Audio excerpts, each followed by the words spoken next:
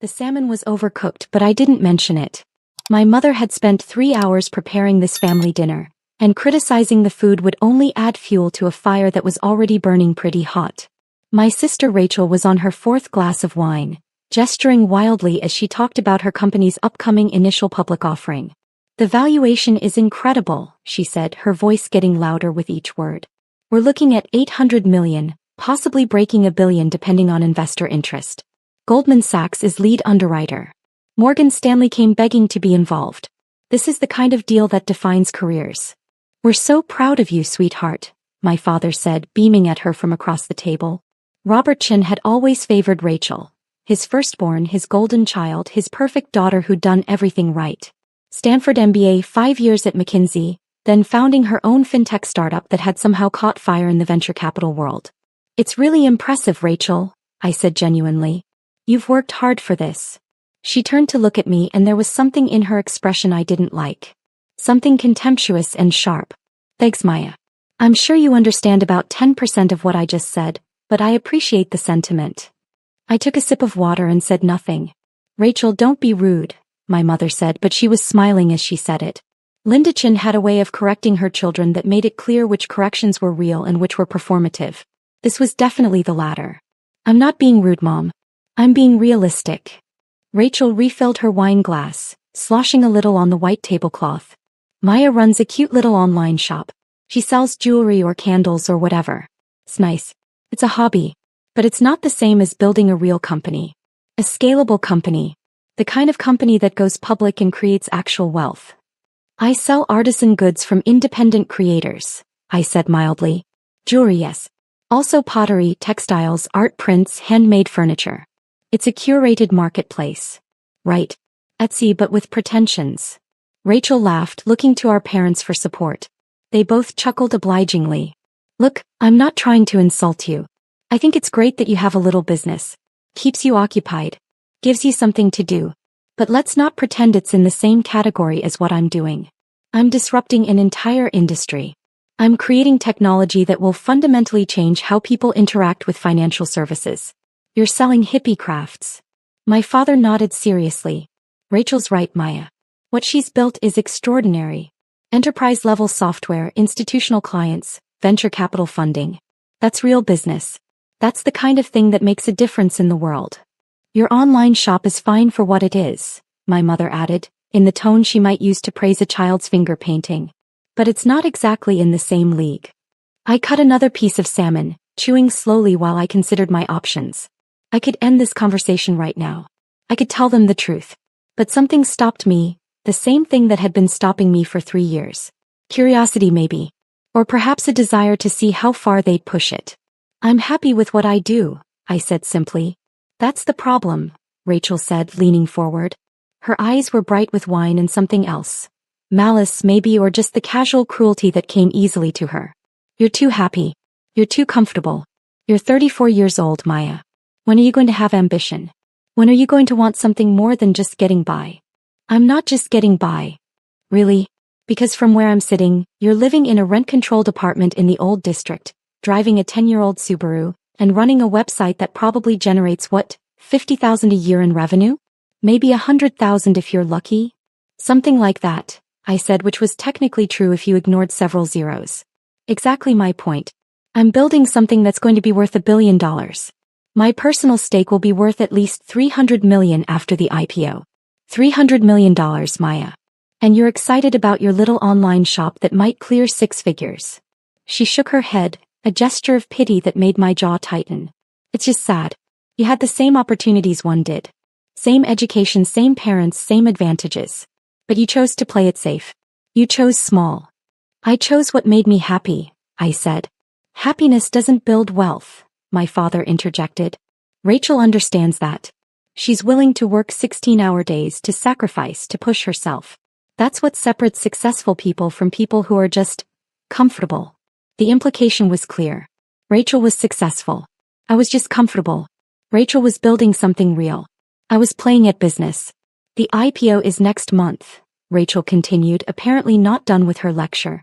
"We're pricing at $42 per share. The roadshow starts in 2 weeks. I'll be in New York, Boston, San Francisco meeting with institutional investors. This is the culmination of 7 years of work. 7 years of 80-hour weeks, endless pitches, constant stress. But it's worth it. Because I'm not settling for comfortable. I'm not settling for small. We should toast, my mother said, raising her wine glass. To Rachel and her incredible success.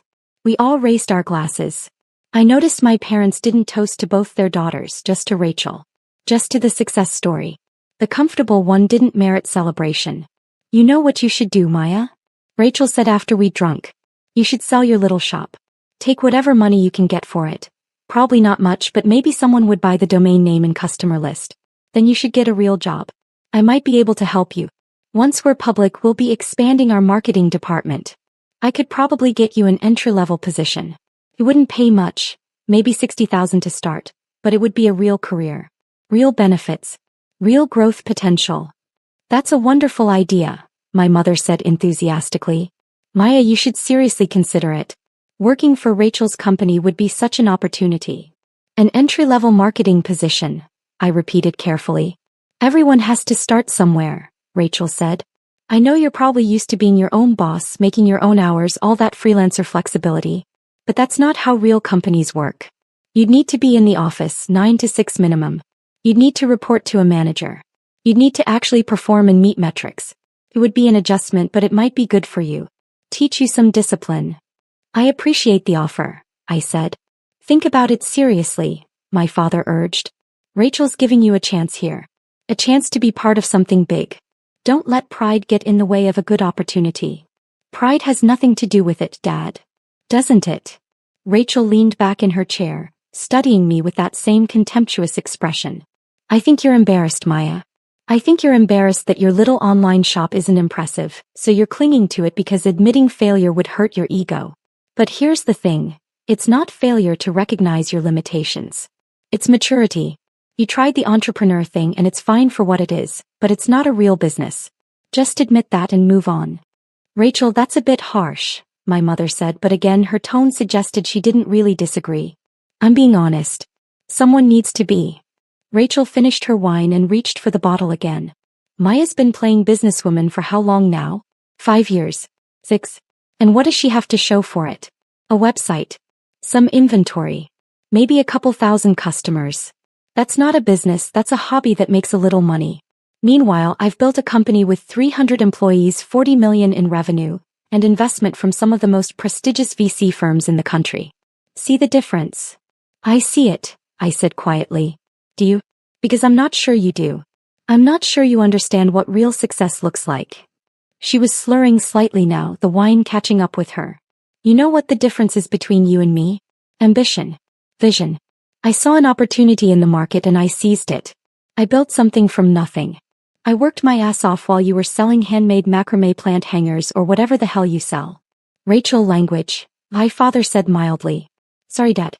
But I'm just frustrated. Maya could have been something. He's smart enough. She went to Berkeley, got a good degree in business economics. But then she just gave up. Started this little online boutique thing and called it entrepreneurship. And now she's 34 with nothing to show for it. I have something to show for it, I said. What? The website. Congratulations. I have a platform that processes $2 billion in transactions annually. I have technology that's patent protected. I have a cap table that includes Sequoia, Andreessen Horowitz and Peter Thiel. What do you have? I could have answered. I could have ended it right there. But I was curious now. I wanted to see how far she'd go. I have a business I'm proud of, I said. Rachel laughed, an ugly sound. Proud. Great. You're proud. But pride doesn't pay bills, Maya. Pride doesn't build wealth. Pride doesn't create a legacy. You want to know what creates a legacy? What I'm doing. Taking a company public, creating shareholder value, building something that will outlast me. That's a legacy. Your online shop? That's a footnote. My mother reached over and patted my hand sympathetically. We just want you to have security, sweetheart. Financial security. Rachel's going to have that after the IPO. She'll never have to worry about money again. We worry about you. What happens if your shop fails? What happens when you're 50 and still selling crafts online? I'll be fine, Mom. Will you though? My father asked. You're not getting any younger, Maya. You don't have a husband, you don't have children, You don't have a retirement plan that we're aware of. At some point you need to think about the future. About stability. I think about the future all the time. Then think about Rachel's offer, he pressed. A real job with a real company. Benefits, 401k matching, stock options once the company goes public. That's stability. That's a future. Rachel was nodding, her expression having shifted from contemptuous to something that might have been genuine concern if I didn't know her better. I'm serious about the offer, Maya. I can make it happen. You'd have to start at the bottom.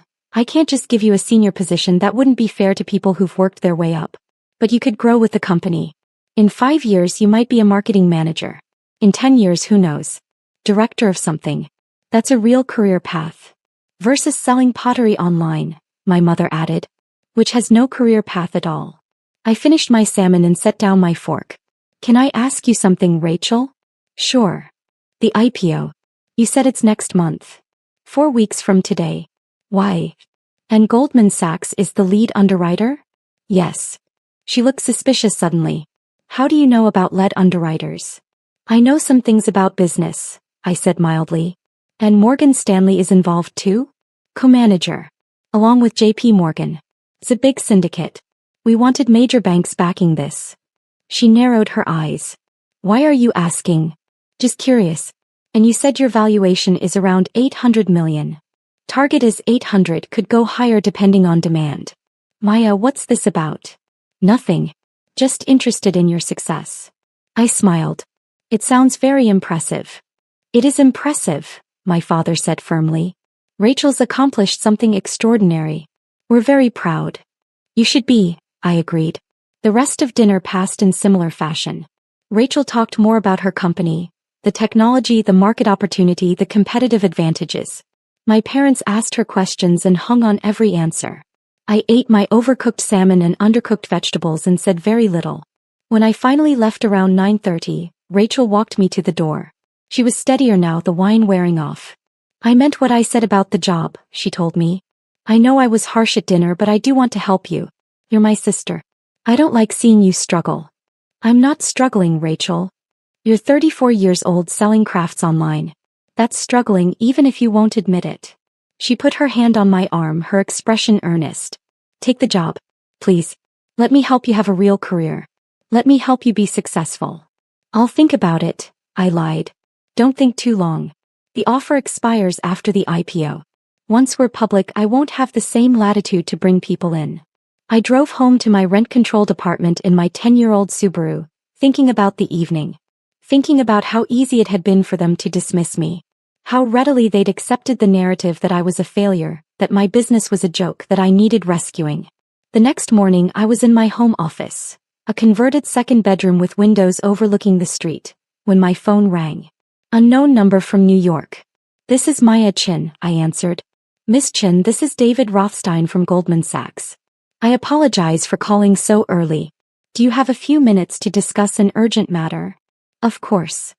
It's regarding the IPO for Apex Financial Technologies. Your sister's company. I said, nothing, waiting. I'm the managing director handling the offering, David continued. We've been in the due diligence phase and something has come to our attention that's creating a significant problem. According to our records, you own a substantial equity stake in Apex. A very substantial stake. Do I? I kept my voice neutral. According to the cap table, yes. 25% of the company, which would be worth approximately $200 million at our target valuation.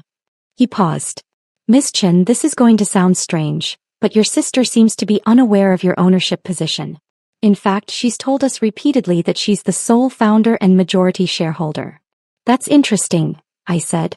Miss Chen, I need to be direct with you. We cannot proceed with this IPO without your approval and signature on a number of documents.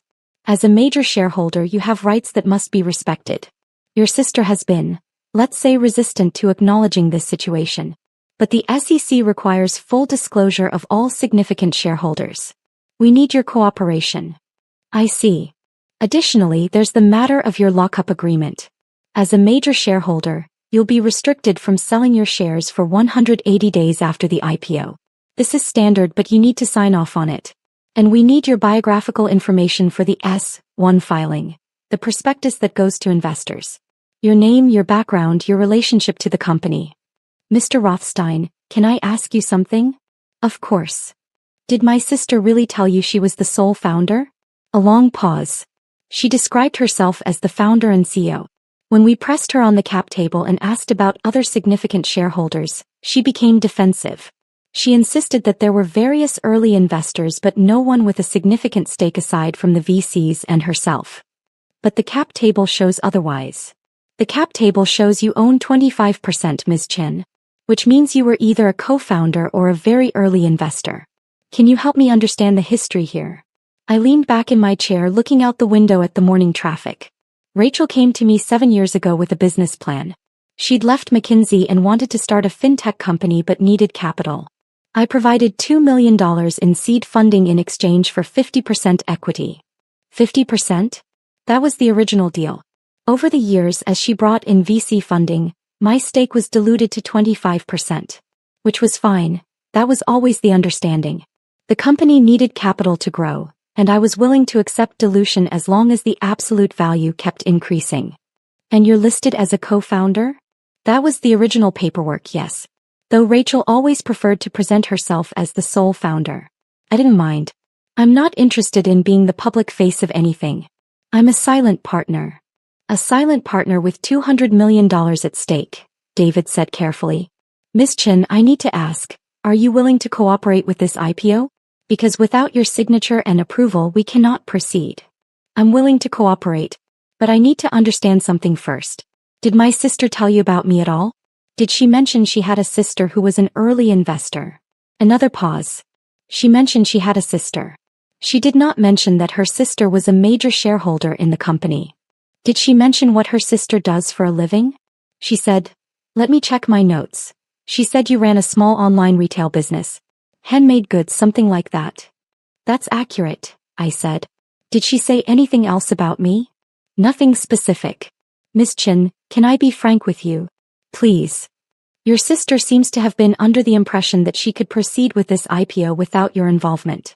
She's been shocked and, frankly, quite upset to learn that you have approval rights over major corporate decisions, including the IPO itself. She's currently in a conference room with her CFO and general counsel trying to figure out how to handle this situation. I'm sure she is, I said quietly. Ms. Chin, I need your answer. Will you cooperate with this offering? Will you sign the necessary documents? Because if you won't, this IPO is dead in the water. And a lot of people, your sister included, will be very unhappy. I thought about the previous evening. About Rachel's contempt. About my parents' dismissal. About being told I should get an entry-level job at my own company. I'll cooperate, I said. Under certain conditions. What conditions? First, I want the full story in the prospectus. I'm not listed as a minor investor or a passive shareholder. Yes, one needs to clearly state that I'm a co-founder and major shareholder who provided the initial seed capital. Done. That's actually required by law. We can't hide major shareholders. Second, I want a seat on the board of directors post-IPO. That's reasonable for someone with your stake. I'm sure we can arrange it. Third, I want my equity stake protected. No forced buyouts, no dilution without my approval, no attempts to minimize my ownership. All standard protections for a shareholder of your size. Anything else? One more thing. I want to be at the next board meeting. The one where Rachel explains to the directors why she forgot to mention that her sister owns 25% of the company. David was quiet for a moment. Ms. Chin, are you and your sister not on good terms? We're on excellent terms, I said. She offered me a job just last night. Entry-level position in marketing. Very generous of her. Oh. A long pause. Oh. I see. Do you? I'm beginning to. Ms. Chin, I'll have my team send you the documents. But I should warn you, your sister is going to have to call you. She needs you to cooperate, and I think she's just realizing how badly she needs you. I'm sure she'll figure it out, I said. We hung up. I went back to my computer, back to the little online shop that my family found so amusing. The shop that was actually the public-facing element of a larger e-commerce platform I'd built over 10 years. The platform that currently operated in 12 countries had 15 million registered users and generated $300 million in annual revenue. But they didn't need to know that yet. My phone rang again at 10:30. Rachel's number. I let it ring 4 times before answering. Hey Rachel. Maya. Her voice was strained. We need to talk. Sure. What about? About Apex. About the IPO. Maya, did Goldman Sachs call you? They did. And did they explain the situation? They mentioned something about me being a shareholder. Was that what you wanted to talk about? Silence. Then, why didn't you tell me they were going to call? I didn't know they were going to call. I assumed they found my information on the cap table. You know what I mean. Why didn't you tell me you were going to be a problem? I'm not a problem, Rachel. I'm a co-founder and major shareholder. That's different. Co-founder. She said it like it tasted bad. Maya, we need to get our story straight. The investment bankers are asking questions. The lawyers are asking questions. I need you to work with me here. What story did you want to tell? The truth. That you provided some early capital, that I built the company, that you've been a passive investor. Some early capital, I repeated. Rachel, I gave you $2 million. That was all my money. Everything I'd made from selling my first company. Your first company? He sounded confused. You mean your online shop? No. My first company. The one I sold when I was 28 for $8 million. The software platform I built in my early 20s. The one that provided the capital I invested in your startup. The silence stretched so long I thought the call had dropped. Maya. Rachel's voice was very small now. What are you talking about? You never asked, Rachel. You needed money to start Apex and I had money. You assumed I'd gotten lucky somehow, maybe had a rich boyfriend or inherited it. You never asked where the $2 million came from. You just took it. But you sell pottery online. Candles. Hippie crafts. I own a curated marketplace platform called Artisan Collective, I said calmly. It's one element of a larger e-commerce ecosystem I've built. We operate in 12 countries. 15 million users. 300 million in annual revenue. The little online shop you've been making fun of is a billion-dollar business, Rachel. We've been planning our own IPO for next year. That's impossible. It's very possible. I've been building it for 10 years. I'm just quiet about it. I don't like publicity. I don't like being the center of attention. I like running my business and living my life without fanfare. 300 million in revenue? She sounded dazed. Give or take. Last year was 270, this year we're on track for 320. I've been approached by Amazon and Alibaba about acquisition, but I'm not interested in selling. I like running my own company. But you drive a Subaru. I like my Subaru. It's reliable. And you live in that apartment. I own the building actually. Bought it 6 years ago as an investment property. I live in one unit and rent out the others. It's good cash flow. Rachel made a sound that might have been a laugh or a sob. You let us think you were a failure. You never asked if I was successful. You assumed I was a failure and I let you keep assuming it. Why? Because I wanted to see what you do. How you treat me. Whether you'd be kind or cruel. I paused. You chose cruel, Rachel. You, Mom and Dad. You all chose cruel. Maya, I'm sorry. I didn't know. You didn't want to know. There's a difference. You wanted me to be a failure because it made you feel superior. It made your success mean more if I had less. That's not true. It is true. And now you need something from me. You need my signature. My approval. My cooperation. Because without it, your IPO doesn't happen. Your $300 million payday disappears. All those years of work mean nothing if I don't sign the documents. Maya, please. I'm going to sign them, Rachel. I'm going to cooperate. Because I'm not cruel like you are. But I want you to understand something first. What? You offered me an entry-level job at my own company. You told me I needed to learn discipline. You said my business was a hobby that makes a little money. You said I'd chosen small. My voice was steady, calm. I want you to remember that. I want you to remember every word you said to me at dinner. And then I want you to think about what kind of person says those things to their sister. I was drunk. I didn't mean. You meant every word. The wine just made you honest. He was crying now. What do you want from me? Nothing, I said. I don't want anything from you, Rachel. I'm going to sign your documents because it's the right thing to do. Because I invested in your company and I want to see you succeed. But I don't want your apology. I don't want your guilt. I just want you to know that I see you. I see exactly who you are. Maya. I hung up. 20 minutes later my mother called. Then my father. I didn't answer either call. The documents arrived from Goldman Sachs that afternoon. Digital copies via secure email. I reviewed them carefully, had my own lawyer look them over and signed everything. I sent them back within 3 hours. David Rothstein called to confirm receipt. Thank you, Ms. Chin. I have to say your cooperation is much appreciated. And your discretion. I understand this is a complicated family situation. It's not complicated, I said. It's actually very simple. The next day Rachel sent a long email. She apologized for the things she'd said at dinner. She apologized for not asking about my business. She apologized for assuming I was a failure. She asked if we could really talk about everything. I didn't respond. My parents sent their own emails. They were shocked, they said. They'd had no idea.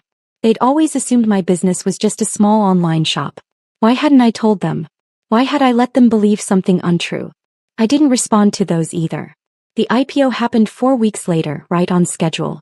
Apex Financial Technologies went public at $42 per share, and by the end of the first day of trading, the stock had climbed to $58. The company was suddenly worth over $1 billion. Rachel's personal stake was worth $400 million. Mine was worth $250 million. I didn't attend the opening bell ceremony at Nasdaq. I watched it on live stream from my office while responding to emails about our own company's expansion into the European market. Rachel looked radiant on the screen, surrounded by her team, her investors, her board of directors. She rang the bell and everyone cheered and champagne appeared and it all looked exactly the way these things are supposed to look. No one mentioned the co-founder who wasn't there.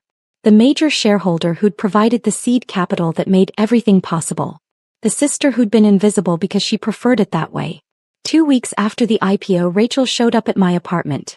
I saw her through the window, pacing on the sidewalk, working up the courage to ring the bell.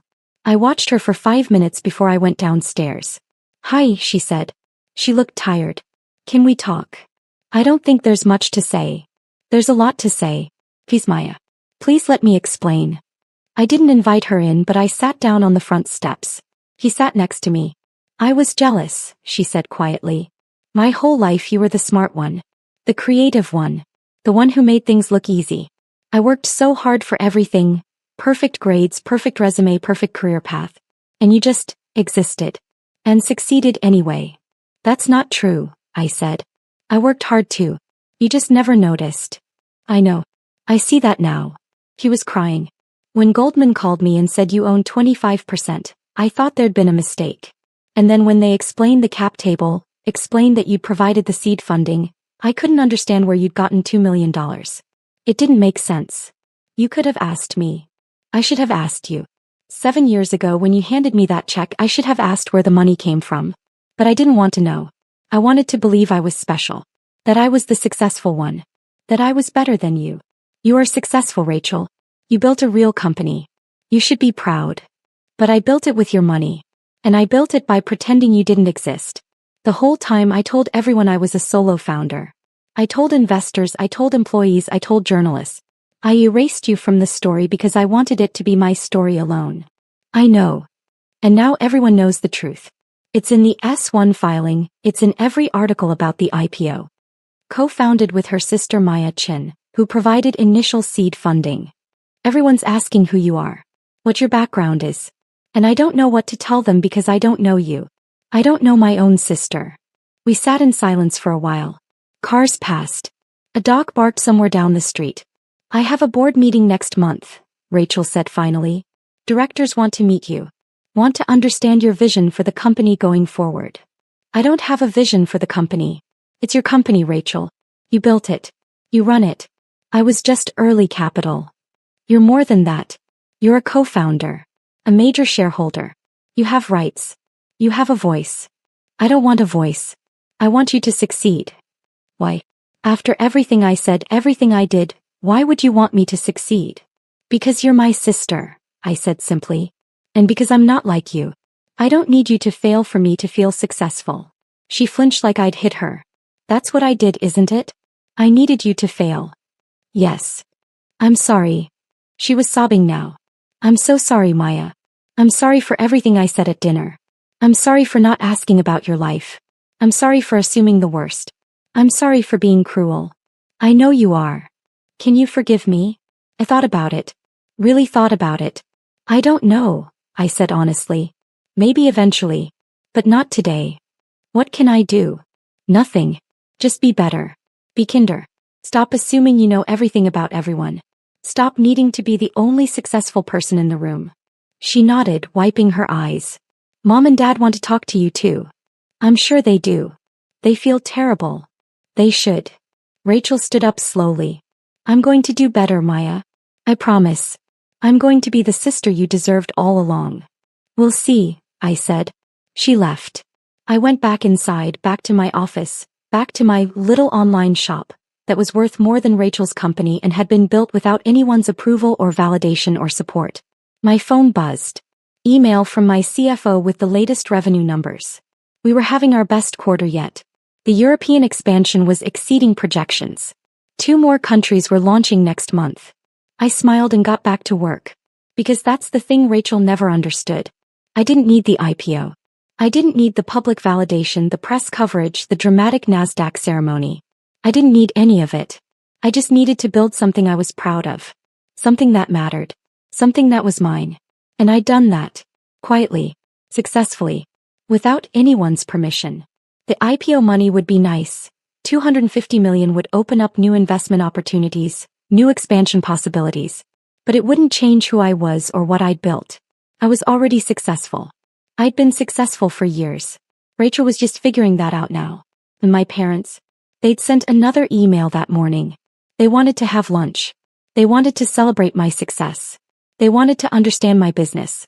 I'd respond eventually. Maybe. When I felt like it. But for now I had work to do.